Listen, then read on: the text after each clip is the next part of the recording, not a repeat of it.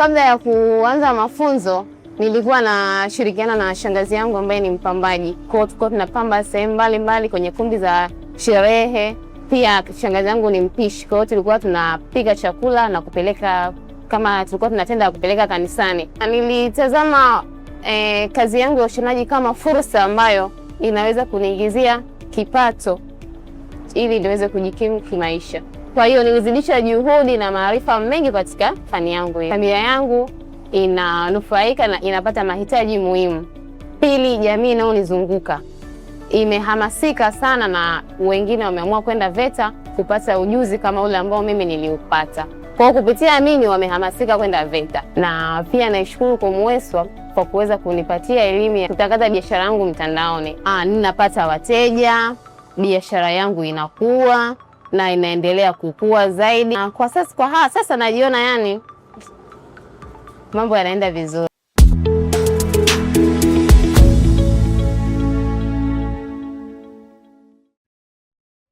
Tuanze kwa kujitambulisha.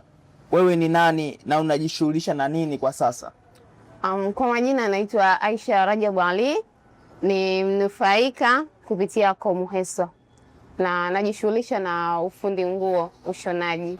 Kabla ya kuanza mafunzo na hatimaye kujiajiri, ulikuwa unafanya nini na ulikuwa unaendelezaje maisha yako katika masuala ya kujitafutia kipato? Kabla ya kuanza mafunzo nilikuwa nashirikiana na shangazi yangu ambaye ni mpambaji. Kwa hiyo tulikuwa tunapamba sehemu mbalimbali kwenye kumbi za sherehe. Pia shangazi yangu ni mpishi. Kwa hiyo tulikuwa tunapika chakula na kupeleka, kama tulikuwa tunatenda kupeleka kanisani wa Sabato kule. Kwa ndio kitu ambacho nilikuwa najishughulisha nacho. Wakati huo ulikuwa tayari una wazo la kujifunza ujuzi fulani wa kujiajiri au ilikuwa bado hujajua kabisa unataka kufanya nini? No, nilikuwa sijafikiria kabisa kujifunza ufundi. Ni changamoto gani ulizokuwa unazipitia ambazo zilikufanya uone umuhimu wa kupata ujuzi wa kukuwezesha kujitegemea? Changamoto kubwa ilikuwa kwa sababu nilikuwa na ile tenda inakuwa sio ya kila siku, ni ya muda. Kwa hiyo unakuta kuna kipindi natokea nakuwa sina pesa na natamani kufanya mambo yangu binafsi. Kwa hiyo ilikuwa inaniwia vigumu sana. Mchakato wa kuchagua fani ya kusomea ulikuwaje kwako? Hakuwa mgumu, yani nilipofika katika process ya kuchagua fani nilitamani tu niwe fundi. Nikasema kwa sababu ukiwa fundi ina maana nitakuwa siwezi kukosa tenda. Yeah. Kati ya fani mbalimbali zilizokuwepo, kwa nini uliamua kuchagua ushonaji? Nilitokea tu kuipenda. Pia mimi ni mtu ambaye nilikuwa napenda kushona nguo. Kwa hiyo nilikuwa mara nyingi nanunua kitambaa napeleka kwa mafundi wananishonea. Kwa hiyo nilipoona hii fursa nikasema nichague kushona. Kwanza mimi mwenyewe pia nitakuwa najishonea familia yangu na watu wengine. Ulipochagua ushonaji, ulikuwa tayari una ujuzi wowote wa kushona au ulianza kabisa kuanzia sifuri? Nilianza kabisa for beginners. Ni changamoto gani kubwa ulioipata wakati wa kujifunza ushonaji na uliwezaje kuishinda? Vitu vilikuwa ni vigumu sana yani. Lakini kutokana na wale walimu wa kule VETA walivyokuwa wanatuelimisha vile, kama hata kama labda hii fani labda umeingia tu bila kuipenda, jaribu kuipenda, fani nzuri. Kwa hiyo ilikuwa inanipa hamasa ya kuzidi kuipenda ile fani ya ushonaji. Kwa hiyo nikazidisha juhudi. Yeah. Ni wakati gani ulianza kujisikia kwamba sasa kweli nimejifunza kitu ambacho naweza kukitumia kujitegemea na kujitafutia kipato? Ni siku ambayo niliweza kushona nguo ya mtoto mwenyewe bila kuelekezwa na mtu yoyote. Yaani nilijiona sasa naweza. Mbali na kufundisha ushonaji, Comweswa pia ilikufundisha kuhusu ujasiriamali. Ulipoanza kujifunza upande huo, ulianza kutazama vipi ujuzi wako wa ushonaji?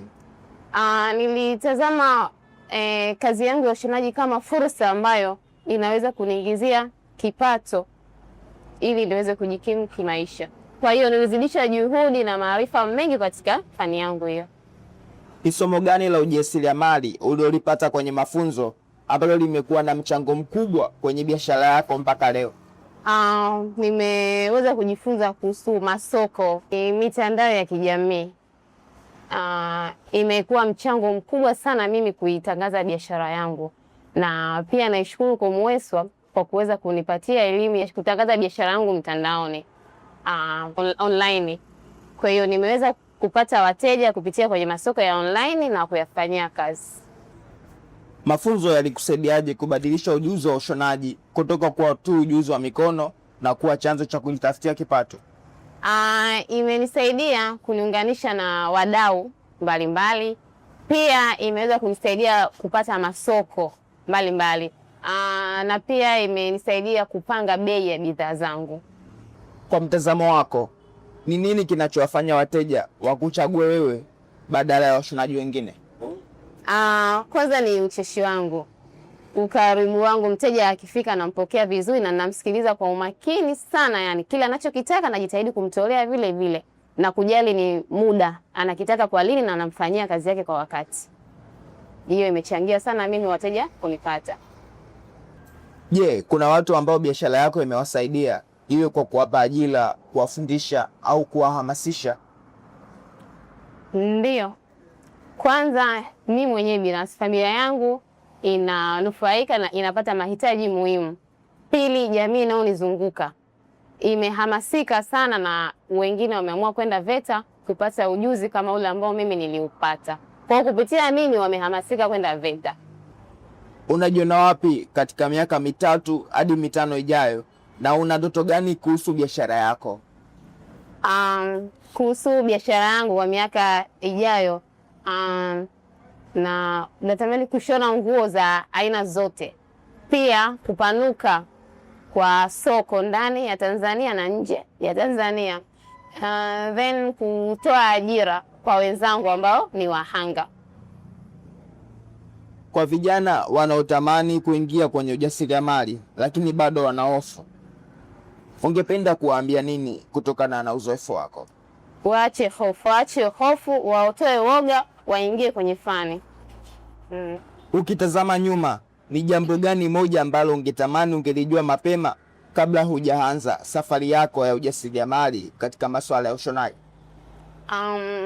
Yani ni kitu ambacho ningetamani kukijua kabla ya kuingia kwenye safari yangu hii.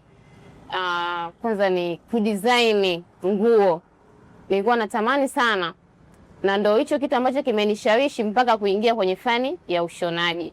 Na namshukuru Mungu, na nashukuru kwa Mweswa kwa kuweza kunisaidia mpaka nimejua kudesign nguo. Namshukuru Mungu kwa hilo.